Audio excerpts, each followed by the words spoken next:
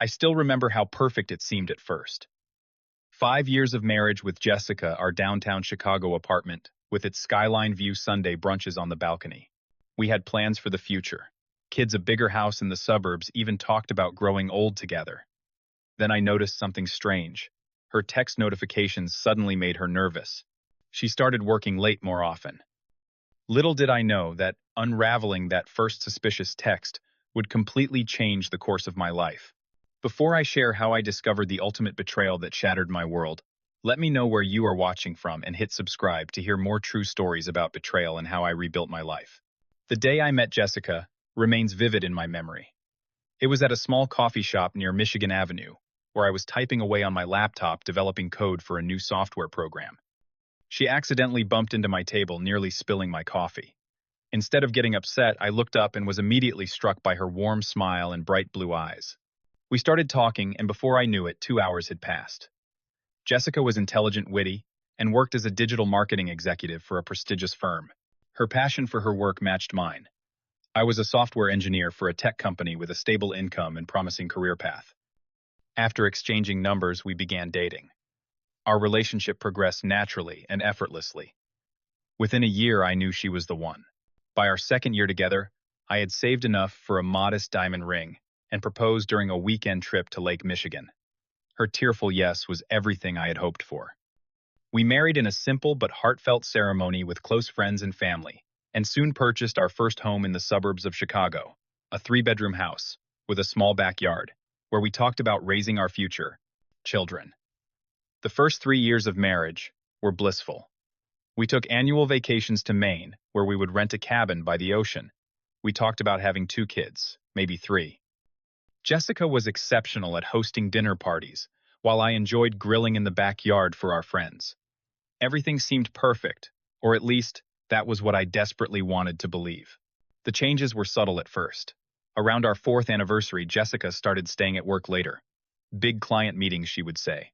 End of quarter crunch time. I believed her because I had no reason not to. But then came other changes. She updated her wardrobe, buying more stylish and expensive clothes. She spent more time on her makeup and changed her hairstyle. At first, I thought she was just taking pride in her appearance, maybe gunning for a promotion at work. But our connection was changing too. Our conversations became shorter, more superficial. Date nights became rarer, as she claimed exhaustion from work. Our intimate life dwindled from several times a week to barely once a month, always with an excuse: headaches, stress, fatigue. When I tried to discuss it, she deflected or accused me of being insensitive to her workload. Then came the secret phone calls. Jessica would step outside onto the patio or into another room to take certain calls. If I walked in, she would quickly end the conversation or change her tone. Just work stuff, she would say with a dismissive wave. I started noticing how she guarded her phone, always keeping it face down, taking it with her, even for the shortest trips to the bathroom. The first concrete evidence came when I glimpsed a text message notification on her phone while she was showering. "Cannot wait to see you again," it read, from someone saved as Mike Work. When I casually asked about it over breakfast, Jessica explained it was her colleague excited about a new project they were collaborating on. Her explanation seemed reasonable, but her slight hesitation, and the way she quickly changed the subject, planted the first real seed of doubt in my mind. Within weeks, Jessica added a passcode to her phone. Her laptop suddenly required a password too. When I asked about these changes, she claimed it was a new company security policy.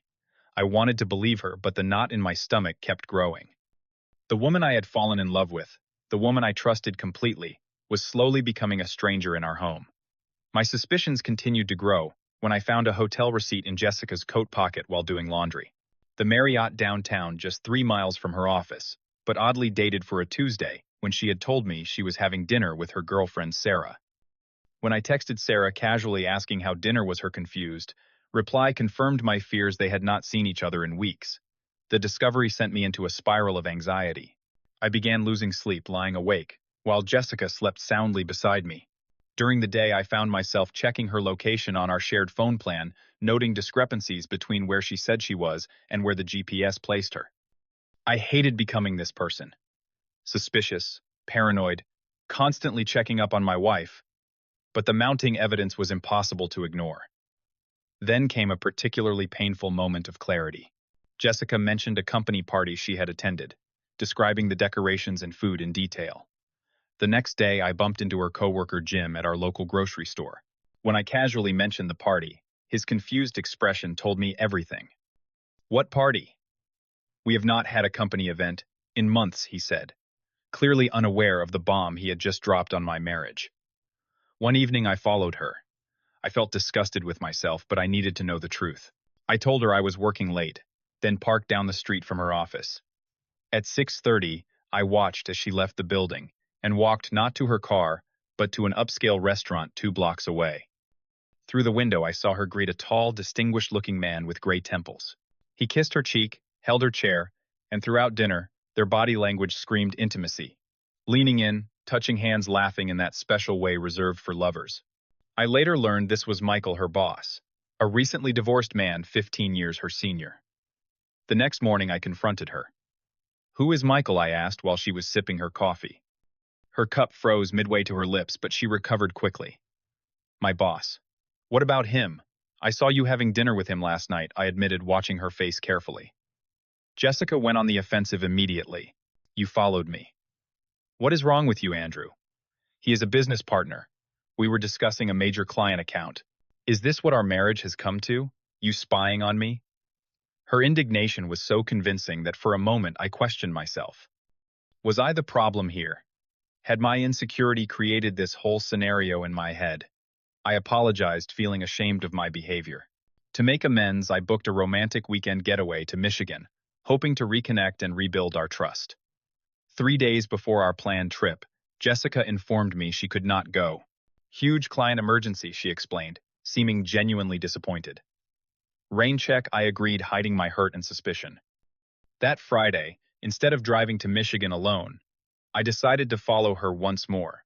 This time, to prove my paranoia wrong and put my mind at ease. What I witnessed destroyed me. I followed her car not to her office, but straight to the Waldorf Astoria Hotel downtown. 15 minutes later, Michael arrived, greeting her with a passionate kiss in the lobby before they disappeared into the elevator together. I sat in my car for hours, physically ill, taking occasional photos with my phone as evidence. Not for her, but for myself, knowing how easily Jessica could make me doubt my own perceptions. I drove home in a daze, poured myself 3 fingers of whiskey, and stared at our wedding photo on the mantel. 5 years of what I thought was love and commitment now seemed like an elaborate charade. When Jessica returned home that evening, around 9, her hair slightly disheveled, but with fresh lipstick carefully applied, she greeted me with a fabricated story about an intense day of meetings. "How was your day, honey?" she asked, kissing my cheek, the same lips that had been on another man hours earlier. I silently handed her my phone open to the gallery of photos I had taken. Her face transitioned from confusion to shock to panic in seconds.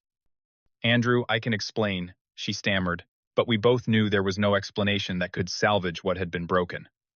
"How long?" I asked quietly. After several denials and attempts to minimize, she finally confessed. The affair with Michael had been going on for 7 months. 7 months of lies, deception, and betrayal, while I remained completely unaware, planning our future together. Her excuses cut deeper than the affair itself. "You were always working," she said. "Michael understands me in ways you never tried to. And the most painful, I did not mean for it to happen, but I have real feelings for him." As if in a trance, I went to our home office while she followed, still trying to explain herself. I opened her laptop. She had left it unlocked in her distress, and found more evidence than I ever wanted to see. Emails planning weekend getaways when she had told me she was visiting her sister. Text message screenshots where she and Michael discussed their future together. Most devastating was discovering she had spent nearly $15,000 from our joint savings account on gifts for him and their rendezvous. Money we had been saving for a down payment on a larger home for our future family. The final blow came when I found conversations with her friends about me. "Andrew is so boring in bed," she had written to her best friend. "No ambition beyond his coding job," she complained to another. "Michael takes me to 5-star restaurants, while Andrew thinks Olive Garden is fancy," she mocked to a third. Each message was a knife twisting deeper into my heart. The woman I had built my life around not only cheated on me, but fundamentally despised who I was. That night, after Jessica cried herself to sleep in our guest room, I lay awake with a clarity I had never experienced before. The pain was excruciating, but through it came a realization I could never trust her again. Our marriage was irreparably shattered, but I did not want a messy, drawn-out divorce. I did not want to hear more excuses or watch her try to salvage her reputation.